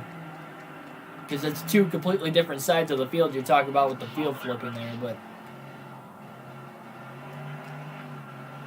I do get that argument. Bush trying to block. Well, it was successful. Bonnie trying to keep his cool. Sterling Marlin going to be coming up here pretty soon. Bonnie to the outside of Kurt Busch. Kevin Harvick's in this mess up here as well. Kurt Busch to the inside, 3 wide now.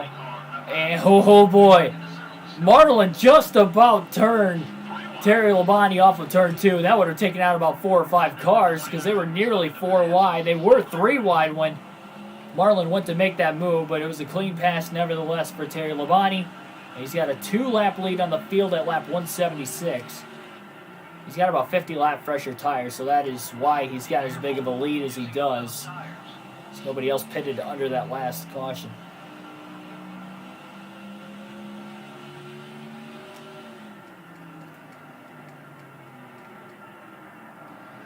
Shane Jones, welcome to the stream.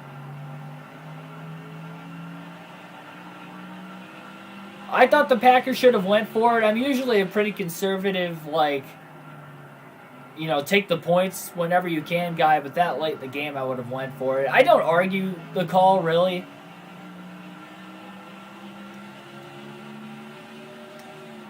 I would have probably went for it, but I understand the decision in kicking the field goal. Now, if it would have been 4th and goal on the goal line or anywhere within the 3-yard line or less, I think they would have definitely hands down went for it. But because it was from the 8, and the odds aren't in your favor because they threw 2 incomplete passes the 2 plays before that from the 8-yard line. The Bucs defense was really good in the red zone the whole game. I understand both sides of the argument, and I completely understand taking the points, but me personally, I would have went for it on 4th down if I was making the call. PI call was not PI. I think you meant the other way around. The non-PI call was a PI. I'm not talking about the, wait, hang on. Pass interference was not pass interference. Oh, so you're talking about at the end of the game. Okay, I was talking about something different earlier. Yeah, here's my thought on that. It was a pass interference. But it took the ref a year and a half to throw the flag. It was so bad, he hesitated so bad, he didn't want to throw the penalty and then decided, I should probably throw the penalty. referees got to make up their mind in an instant. You know, worst case scenario, you don't throw the flag at all. You huddle, you talk it over, and you get the majority of the referees to agree on it. Yeah, that was a pass interference, and then you throw the flag. But they didn't even huddle after that. It was like, man, what are they doing? You know, like, I thought it was a non-goal only because they didn't throw the flag right away, and then, yeah. It was definitely a what moment, that's for sure.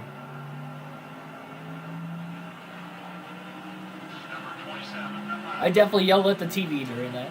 Not gonna lie. It's my favorite team since I was a little kid, and thought they might have actually gone back to the Super Bowl for the first time in 10 years. I don't know how much longer we've got Rodgers on the team, so I wanted to, you know, make it worth the while and get another championship, and that happens. Definitely stinks.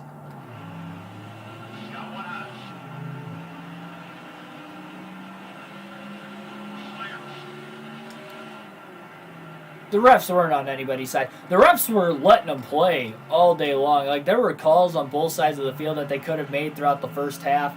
Mentioned the false start and the non-pass interference call when Rodgers threw his interception. That should have been pass interference too. But I mean, they were calling it both ways at least.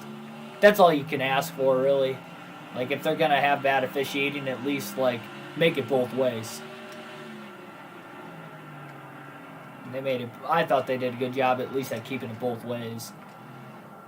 The 4 car is up high. The 22 car is right behind you. All clear, buddy. Take it easy on those tires.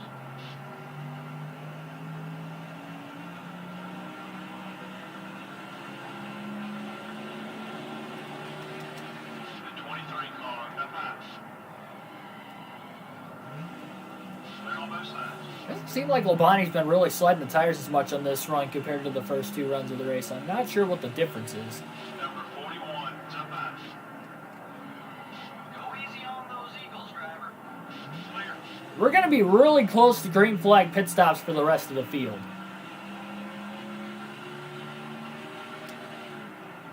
Really, really close.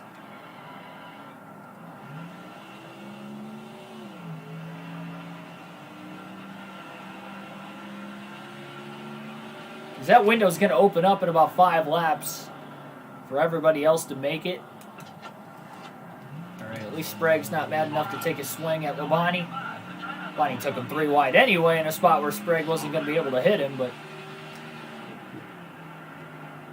just a dominant race up to this point for Terry Labonte. He's already clinched the most laps led. I'm looking for a solid run. I'm actually going to pause it down the back straightaway. We haven't seen the points leader, Tony Stewart, in a while. I want to see where he's running. So we'll take a little race break here for a second. Take a look at the running order. There's the top 10. Marlin's even in 10th place. That was after spinning earlier. So the points leader, Tony Stewart, is nowhere to be found. I think he's out. Wow. So Tony Stewart's in 42nd. He blew an engine at lap 92. So right in the middle of green flag stops. That's probably why I didn't see it. There was somebody blowing up on pit road. I didn't see who it was, but I didn't think it was Tony Stewart. I guess it was. So the points leader for the second straight race. First, it was the points leader last night at Chicagoland when Dale Jr. blew an engine in the first 100 laps. And now tonight, different points leader, Tony Stewart, blows an engine. So this is going to be huge if Terry Labonte can win this race as far as his self-gain and trying to win the championship.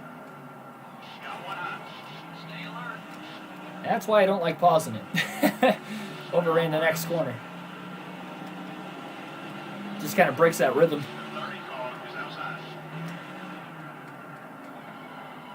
Good contact up ahead again. 3 wide. 4 wide.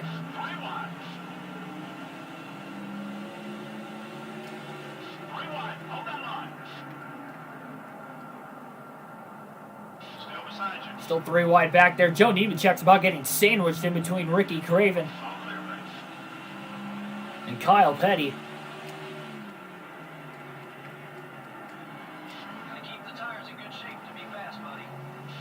Well, Labonte could easily be within 1 race worth of points again with a win today. A win would probably guarantee him getting back in the top 10 as well, I'd have to imagine. He was 12th in points, but he was only 200 back of the points lead. It's just race after race, something different happens to the points leader, whether it's a crash that knocks him out, whether it's a blown engine. I've seen Junior blow 2 engines in the last 4 races coming into this one, despite starting on the pole in each and every one of those 4 races. And now Stewart blowing an engine tonight while leading. We saw Johnson blow an engine yesterday, so did Marlin. I wouldn't really consider Marlin a championship front runner anymore. I think that pretty much did him in. I know we still have half the season to go, but he was going to need a pretty super consistent second half of the year. Now, he is in the top 10 today, so I guess he's got that going for him. But Johnson was in the top 10 in points. He fell out after that last place finish.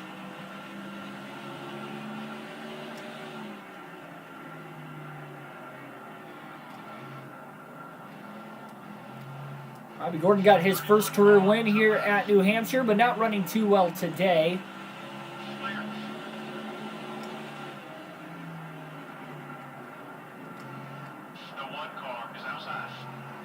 We did not win at New Hampshire back on season 1. We only had 1 race there as well on Thunder 04, so it'll be a new track to win for me on this game with these full race live streams. Still have to seal the deal though.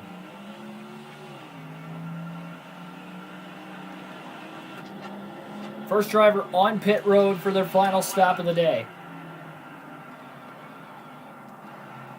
Kevin LePage and Sterling Marlin right up ahead here. Bonnie will want to get payback on LePage at some point. Just too many cars right around him. Have to be careful of maybe some drivers coming to pit road. Kind of clipped Mark Martin a little bit. Should say the other way around. Martin was trying to come to pit road and slid right up into Terry Labonte. There's a good chance Labonte's just going to pit with the rest of these guys. Not right now. We'll give it a couple more laps at least. Take his final pit stop of the race. Scheduled stop. Oh! Into Biffle. Oh, plus 100 ally down to a plus 70 right there. Bonnie tried to clear him off of 4, and he just couldn't do it. I don't know how both drivers kept it off the wall. Good driving to do that at least.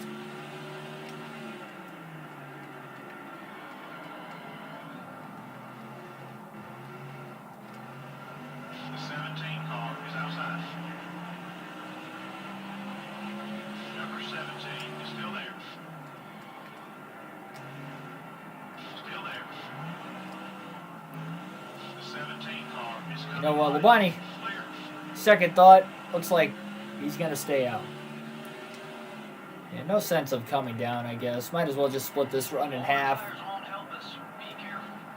Still going to be a pretty big lead, and if we get another caution, again, it's only going to trap everybody else even more than 2 laps down like the last time.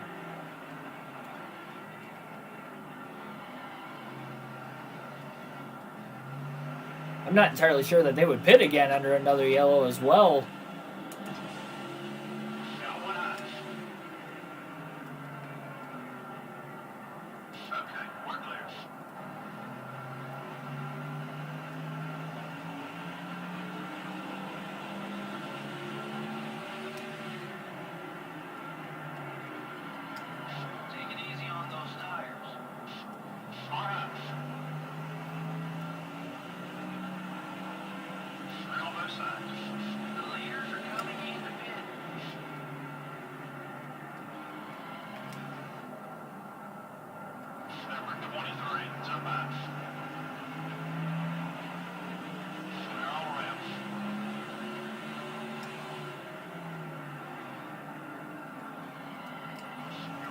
Tires wearing down. Try another line or he won't last. The 97 car is looking high. Tell Dale Jr. hasn't come to pit road yet. Casey Mears blew by him. Bonnie's going to get around him as well. And Jr.'s actually coming onto pit road as we speak. Lap 200 here today at New Hampshire. Labonte with a pretty big lead. Been a dominant performance so far. Been a long time since he's even lost the lead. We've had 2 cautions so far today. A spin by Marlin after Labonte got payback on him down the backstretch on lap 69. And then at lap 143, we had a caution for debris off of Jack Sprague's car. 100 laps to go. We're 2/3 of the way home. Save your tires.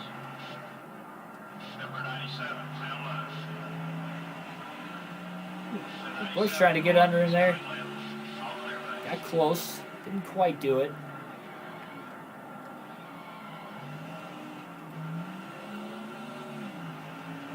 Kurt's got to have fresher tires right now. There's a chance he doesn't, but I believe he does.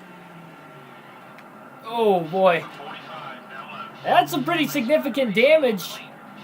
Labonte washed up the track. He tried to do everything he could to keep it off Kyle Petty, who was exiting pit road. That was much like the Johnny Benson incident earlier. Take care of those Goodyear Eagles. I think Petty just washed up into Kurt Busch there. You're clear. You're halfway on field. Heavy damage on the back bumper, but Number 97. definitely noticeable. Oh, that was a big hit. Race if there's no car to finish with. Okay, we're clear. The second time that Labonte has clipped that inside pit wall entering turn 1.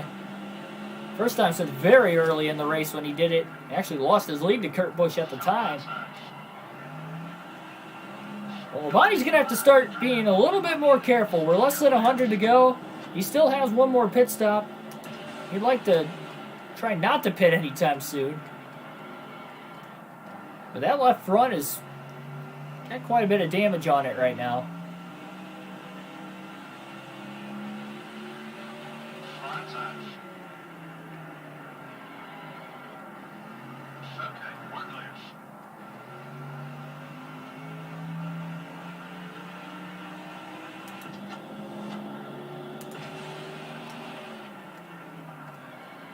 Be careful. You're using up those tires.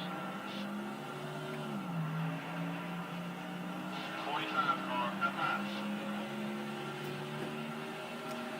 Clear all around.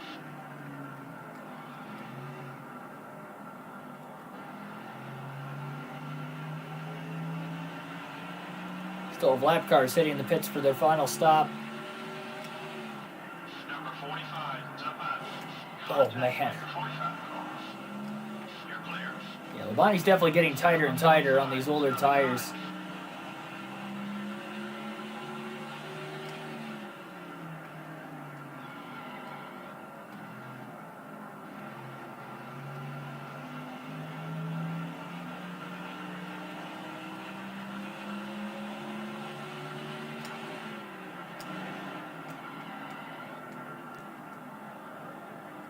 Going inside. Petty looking back to the inside of Labonte. Labonte holds him off of turn 2. Terry's going to make his final pit stop of the race at lap 212 is what we're going to be shooting for. That'll make it an 88-lap final tire stint to the end of the race. It's mainly because of the heavy damage on the left front of the race car. Oh, boy. There's Marlin just coming out of the pits as well, and he's going to have fresher tires to try and run down his rival of Terry Labonte. So Labonte, he already got his payback on Marlin earlier in the race, as we mentioned, that lap 69 caution. Far inside. Eddie just squeezed Terry Labonte up the racetrack there. Go easy on those Eagles, On driver. a damaged left front for Terry nonetheless. If he don't try something.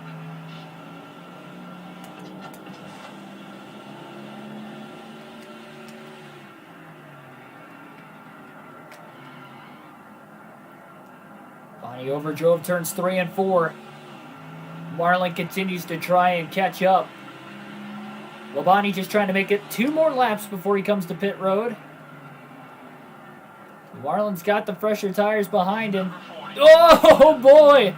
Marlin took a swing there. He was trying to use Labonte as his brakes. Terry obviously beat him back to the gas because of it. Labonte's got to make sure if he's going to take a shot that it's going to be on the right side versus the left side. And there he goes, trying to take out Sterling Marlin.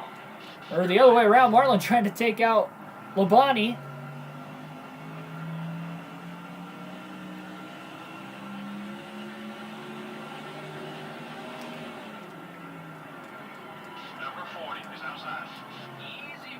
There's a big slide getting into 3 and 4. Labonte's driving this car hard. Trying to get back at Marlin again. The 40 car is up high. All clear, buddy. Number 40 is attempting a box. The 40 car up high. Ugh. Number 40 got it. Marlin just hit Labonte again. Okay, we're clear. Labonte didn't even hit Marlin that time.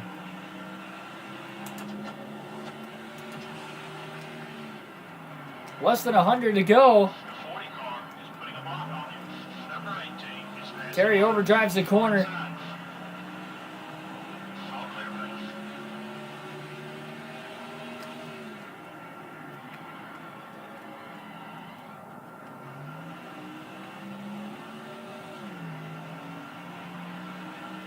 Well, when you thought the rivalry was over between Sterling Marlin and Terry Labonte, it obviously isn't. Number 40 is trying to block you.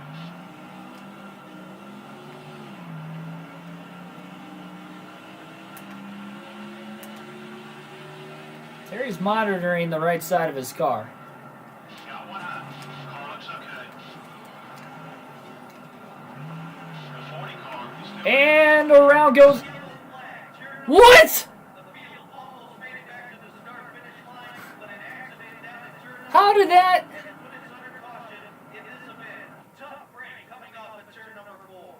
The race came down to the wire with a very close finish. You know, you've seen a great race when it gets to the last lap and you still have no idea who's going to win.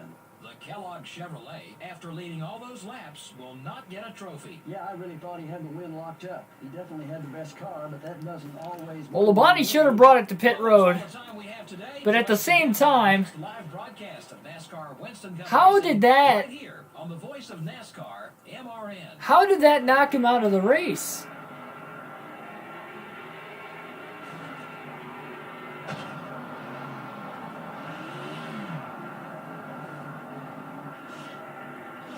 They were racing back to the caution flag after Labonte had gotten back at Marlin again.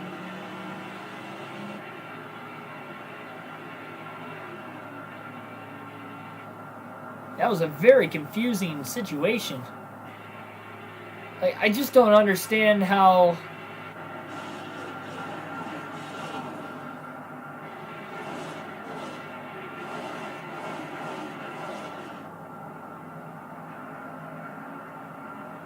I'm befuddled. I am befuddled that knocked Labonte out of the race. That wasn't a realistic call. That was a big... Well, I mean, it was a what moment, but it was... What?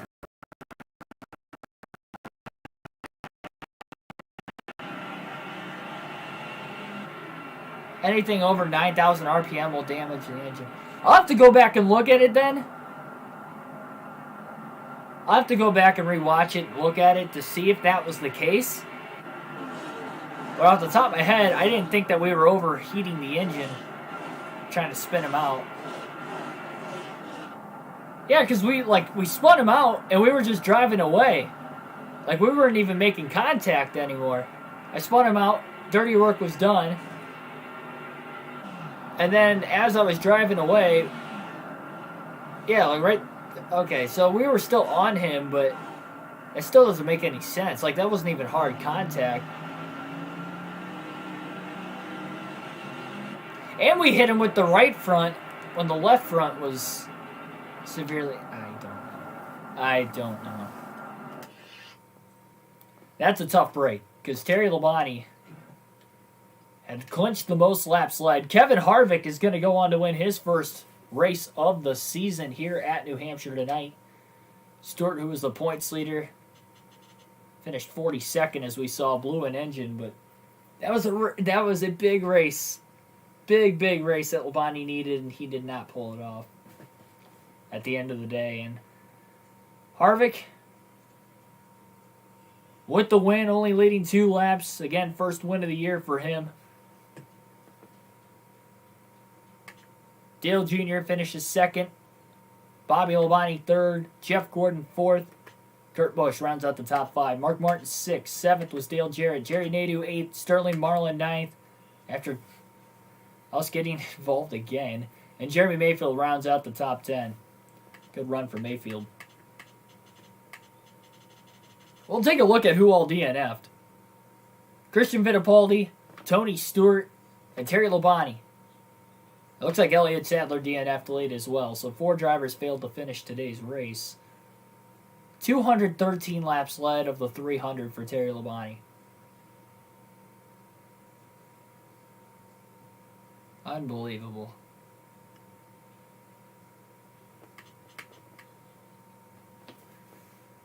That's just unbelievable how that was enough to blow the engine.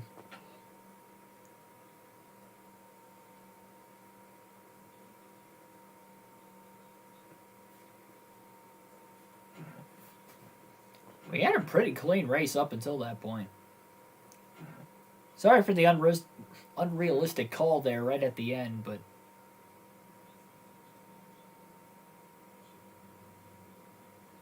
that's not,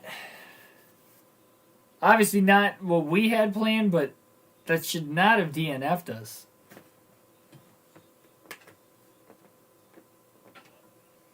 Take a look at the newly improved point standings. 12 different winners now in the first 19 races of the season, so that trend continues to grow.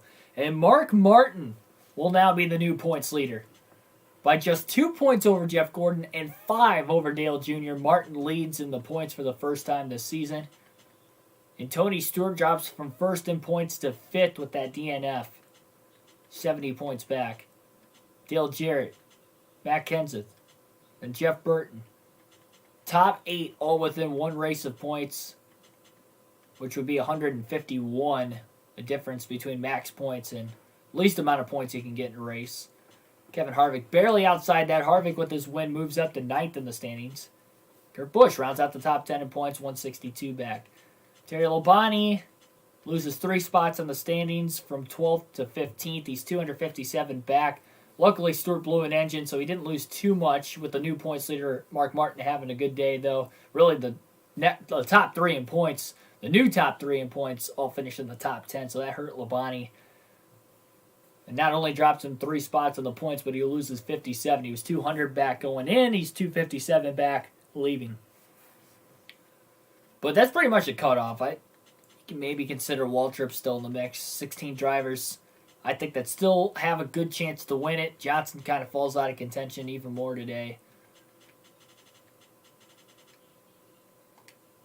And the next 4 races, as mentioned, we go to Pocono tomorrow night. 6 p.m. Eastern Standard start time for that one. Then the Brickyard 400 on Friday night. Watkins Glen Saturday night. And then Sunday afternoon at Michigan.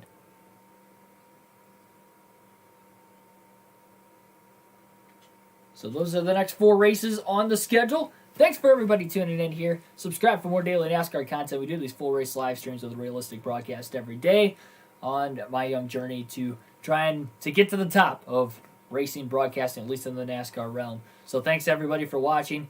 Already told you to subscribe. Hit the like button as well down below if you enjoyed the race commentary of the video in general. Also helps me out a ton with the YouTube algorithm. And hit that bell notification button when you do subscribe so you don't miss an upload or the start of a stream. Thanks for everybody watching. 6 o'clock Eastern Standard Time tomorrow evening at Pocono. Hope to see you then for the Pennsylvania 500.